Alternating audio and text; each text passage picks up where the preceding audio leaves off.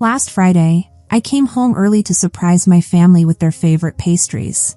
Instead, I found them toasting to having a stupid relative with money, and that stupid relative was me. Standing in my own hallway, clutching a bag of chocolate croissants while listening to the people I'd sacrificed everything for plan their next financial scam against me, I realized something that hit me like a freight train. I wasn't the family helper. I was the family fool. My name is Claire, and this is how I went from being my family's personal ATM to teaching them the most expensive lesson of their lives. 3 years earlier, I thought I had my life figured out.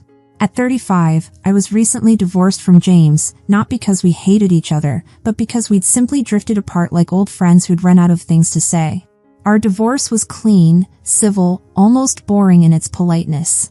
No screaming matches, no custody battles over kids we never had, just paperwork and the quiet dissolution of a life we built together. The only real asset we had to split was our country house about an hour outside the city. Nothing fancy, but it sat on 2 acres of land and had this peaceful quality that made you forget about deadlines and traffic jams. James didn't want it, said he preferred city life anyway, so it became mine in the settlement. Initially, I planned to sell it immediately. What did a single woman need with a big house in the middle of nowhere? I had my eye on this gorgeous modern apartment downtown, close to my job at the trading company where I worked as a senior account manager. The math was simple: sell the house, buy the apartment outright, no mortgage payments. Clean and practical. But then my family got involved. My parents, Carol and Oliver, are both in their early 60s. Dad's a retired construction worker with calloused hands and strong opinions about everything. Mom was a teacher before retirement, which means she has this way of making you feel guilty without actually saying you should feel guilty. They'd always had opinions about my life choices, but usually kept them to suggestions rather than demands. My sister Emma is 5 years younger than me and works at some trendy boutique downtown. She's always been the social butterfly, the one who remembers everyone's birthday, organizes family gatherings, and somehow makes friends with strangers in grocery store lines. She'd been dating this guy Ryan for about 2 years. He seemed nice enough, worked in IT or something technical that I never quite understood. When I mentioned selling the house at Sunday dinner, it was like I'd announced I was joining a cult. "Claire, you can't sell that beautiful house," Mom said, her fork hovering halfway to her mouth like I'd personally offended her. "Think of all the memories we could make there." Emma jumped in immediately. "Yeah, sis. It could be like our family retreat spot. We could have barbecues and holiday parties there. Christmas mornings with snow on the ground, summer evenings with fireflies." I tried explaining my reasoning. The house would just sit empty most of the time. I didn't need all that space. The apartment would be more practical, more convenient. But then Mom pulled out the big guns. She reached across the table, grabbed my hand with both of hers, and gave me those puppy dog eyes that had been working on me since I was 5 years old. "Please, Claire," she said, her voice getting soft and pleading. "Keep the house. For the family. For me." When your mother looks at you like that and says "for me," resistance becomes almost impossible. I've always had this soft spot for my family, especially my parents. They worked hard their whole lives, never asked for much, and here they were asking me to keep something that would bring them joy. How could I say no? So I didn't. Instead of selling the house and buying that apartment outright, I took out a mortgage on a smaller place in the city. It wasn't quite the modern dream apartment I'd wanted, but it was nice enough. 2 bedrooms, updated kitchen, close to work and shopping. The monthly payments weren't too bad thanks to my decent salary and the substantial down payment I'd saved up.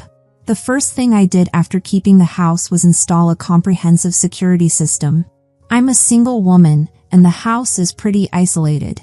I wanted to feel safe when I was there alone. I had cameras installed around the entire property and got one of those alarm systems that connects directly to a monitoring service. The whole setup cost me about $3,000, but it was worth every penny for the peace of mind.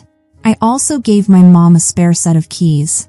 The smile on her face when I handed them over made all the financial sacrifice feel worthwhile. Over the next 3 years, that house became the unofficial family headquarters.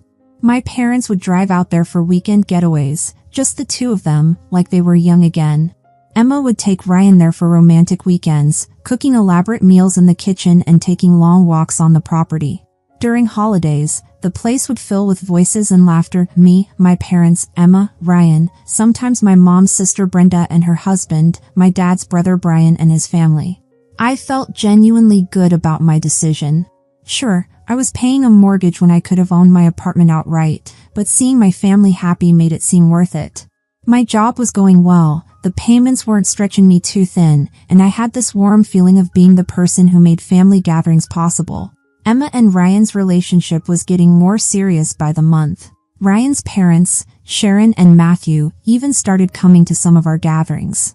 They seemed like decent people, maybe a little more uptight than our family, but pleasant enough. I could see wedding bells in the not-too-distant future. Then came that Tuesday evening phone call that started everything. "Claire, honey," Mom's voice was bright and cheerful. "I wanted to let you know we're planning a big family get-together this Friday at your country house. It's going to be me and your dad, Emma and Ryan, his parents Sharon and Matthew, plus Brenda and Brian's whole family. Will you be able to join us?" I sighed, looking at my calendar. "I wish I could, Mom, but I have this really important management meeting on Friday. I'll probably be stuck at the office until late." "Oh, don't worry about it, dear," Mom said in that understanding voice I'd heard 1,000 times. "Your work is important. We'll have fun without you." She hung up, and I went back to watching some mindless TV show, not thinking much about it. Just another family gathering I'd have to miss for work. It happens sometimes. But Friday morning, everything changed. I was getting dressed for the big meeting, already mentally preparing for what I knew would be a long, stressful day, when my boss called. "Claire, I've got some bad news," he said. Both the director and his deputy came down with the flu overnight. "We're going to have to postpone the management meeting until next week." I actually felt relieved. Those meetings were always intense, and I'd been dreading this one for weeks. "Take the afternoon off if you want," he continued. "There's not much else going on today." After I hung up, I sat there for a moment, thinking. My family was at my country house having a good time, and I suddenly had a free Friday afternoon. Why not surprise them? The idea made me smile.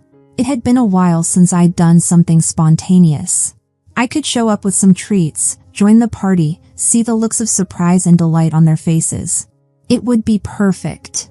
I got dressed quickly and drove to this little pastry shop I love downtown. The kind of place where everything costs twice what it should but tastes like heaven. I bought a selection of their best stuff, chocolate croissants, fruit tarts, some fancy cookies with names I couldn't pronounce. The kind of treats that make people happy just looking at them. When I pulled into the driveway of my country house, I could see all the lights were on and there were several cars parked outside. Mom and Dad's old Honda, Emma's little red Toyota, Ryan's black SUV, and a couple other cars I recognized as belonging to various family members. Everyone was definitely there, and from the sound of voices and laughter drifting through the windows, they were having a great time. I grabbed the bag of pastries and quietly got out of my car. I wanted this to be a real surprise, so I decided to sneak in through the front door using my key. The voices were coming from the living room, and I could tell there were quite a few people in there. I slipped my key into the lock as quietly as possible and turned it slowly. The door opened without a sound. I stepped inside, holding my breath and trying not to make any noise on the hardwood floors. I was just about to walk into the room and yell surprise when I heard my mom say something that made my blood freeze in my veins. "I'm telling you, Claire is just so incredibly stupid." The laughter that followed felt like a physical blow. I pressed myself against the wall, my heart pounding so hard I was sure they could hear it in the next room. "She does whatever we tell her to do," Mom continued, her voice filled with amusement, like a little puppet. "It's almost too easy." More laughter. Louder this time. "Remember when we convinced her not to sell this house?" Dad chimed in, and I could hear the grin in his voice. She was all ready to sell it and buy herself a nice apartment outright. But we gave her some sob story about family memories and boom, she keeps the house and takes out a mortgage instead.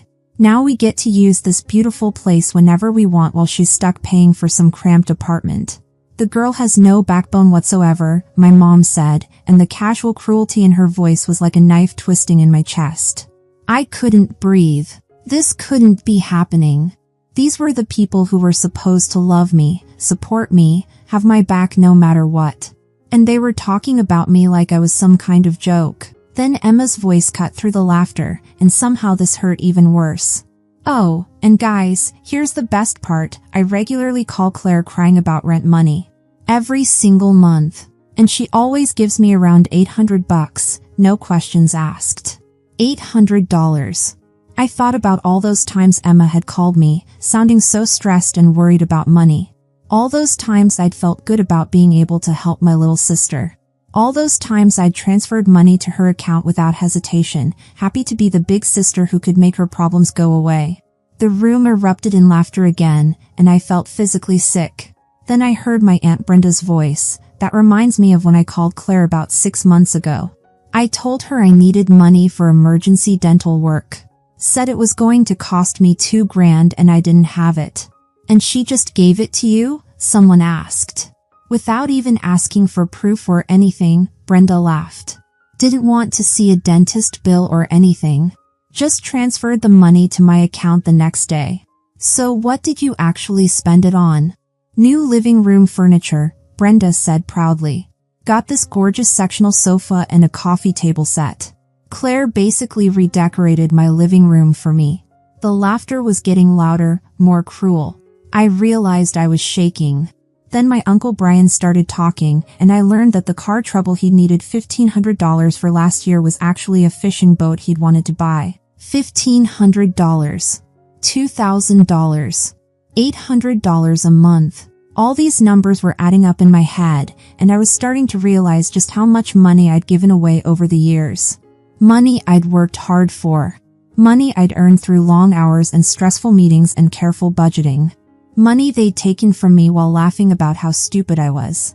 Then I heard Ryan's father's voice. It's really something to have a family member like Claire.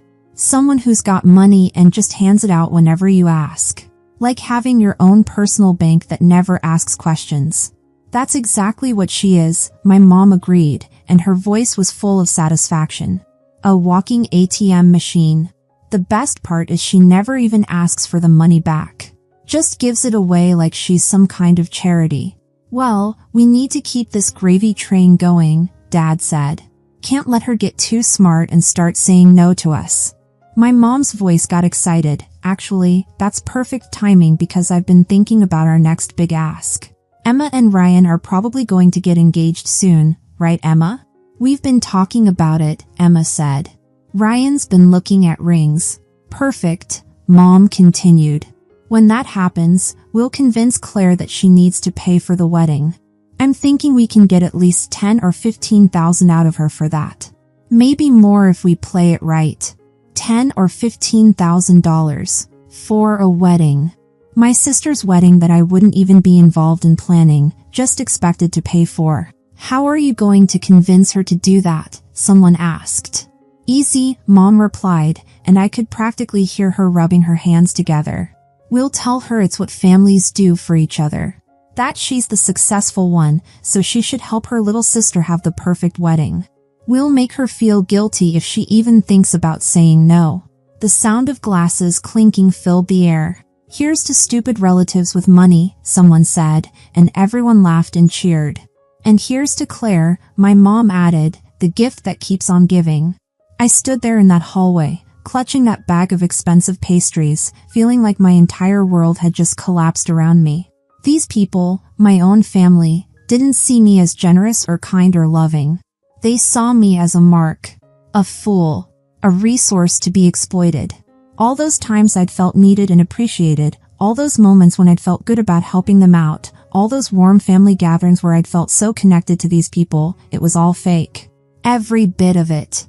They didn't love me. They loved my money. I turned around as quietly as I could and walked back toward the front door. I had to get out of there before they realized I was in the house. My hands were shaking so badly I could barely turn the door handle, but somehow I managed it. I made it back to my car without making a sound and put the pastries on the passenger seat.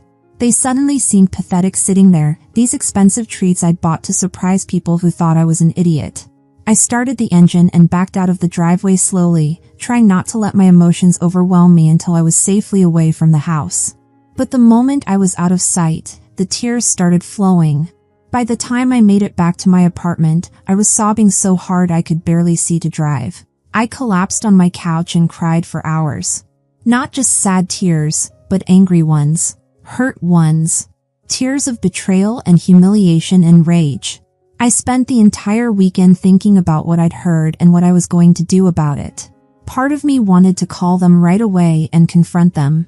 To scream at them, tell them exactly what I thought of their little scheme, cut them off completely. But then I realized something. They had just made plans to get me to pay for Emma's wedding. They were so confident in their manipulation, so sure of my stupidity, that they'd laid out their entire strategy right there in my living room. Let's see how that plays out, I thought. I didn't have to wait long. 2 weeks later, my phone rang on a Tuesday evening. It was Mom, and she sounded absolutely thrilled about something. "Claire! Oh honey, I have the most wonderful news," she gushed. "Emma and Ryan got engaged. Can you believe it? Ryan proposed last night with this beautiful ring. Emma is over the moon." "That's so sweet," I said, playing along. I bet she was completely surprised. She was. "And Claire, we want to have an engagement party to celebrate. I was thinking we could have it at your country house in a couple of weeks. Would that be okay?" "Here it comes," I thought. "Of course, Mom. The house is always available for family events." There was a pause, and I could almost hear her gearing up for the big ask. "Claire, honey, there's just one tiny little problem," she said, and her voice suddenly sounded worried. "What's wrong, Mom?" "Well, we want to make this party really special for Emma and Ryan, with nice catering and decorations and everything. But we're a little short on funds right now." I had to bite my tongue to keep from laughing. "Oh no, that's too bad. I feel terrible asking, but we need about $5,000 to make this party really nice. For the catering, the decorations, a gorgeous engagement cake. I know it's a lot of money, but Emma only gets engaged once."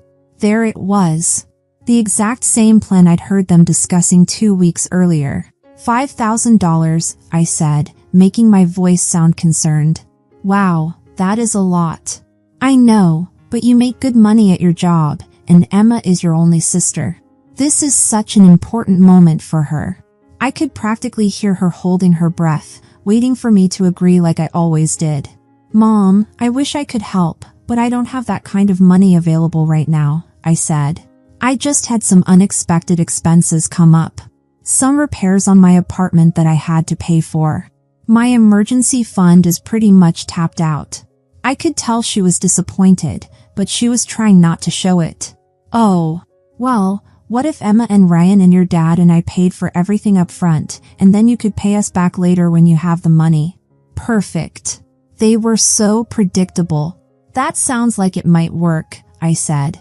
"You guys go ahead and order whatever you want for the party, and I'll pay you back as soon as I can." "Really? Oh, Claire, you're an angel. I'll call the caterers tomorrow and get everything set up." "Sounds great, Mom. I can't wait for the party." After she hung up, I sat there shaking my head. They were so sure they had me figured out, so confident that I'd just hand over $5,000 without question, just like I always had before. Well, they were about to learn something new about me.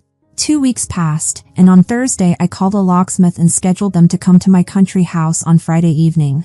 I told them I needed all the locks changed, front door, back door, everything. I made sure to schedule them for late in the evening when no one from my family would be around. On Friday after work, I drove out to the house. Sure enough, they'd already been there decorating for Saturday's party. The place looked beautiful, actually. They'd put up streamers and balloons everywhere, set up elegant tables with white tablecloths, hung string lights that made everything look magical. They'd really gone all out. I almost felt bad about what I was going to do. Almost. The locksmith showed up right on time at 7 p.m. Nice guy named Jericho who didn't ask questions about why someone would want to change all their locks the night before a party. After he left, I walked through the house one more time, looking at all the decorations. Then I started taking everything down.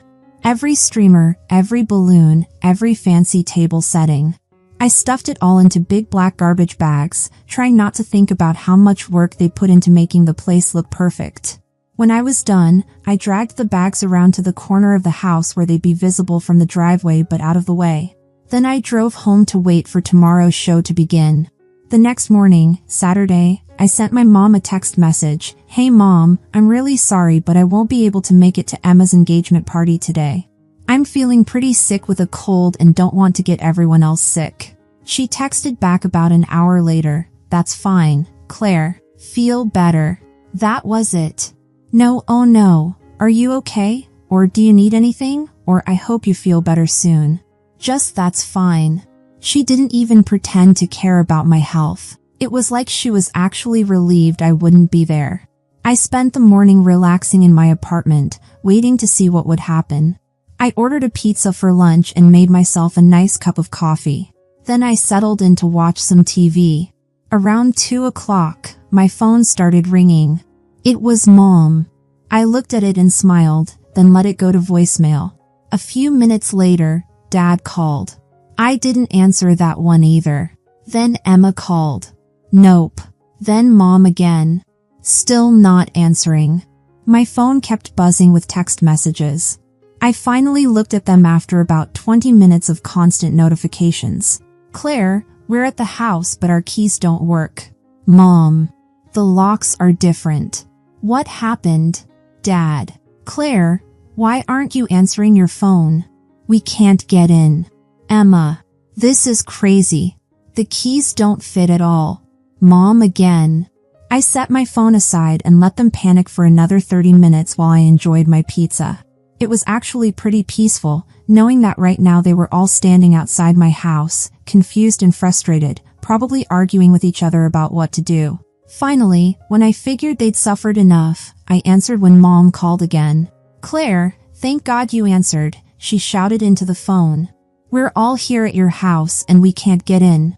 All the relatives are here, Ryan's parents are here, the caterers just showed up with all the food, and we're standing in the driveway like idiots because the door won't open.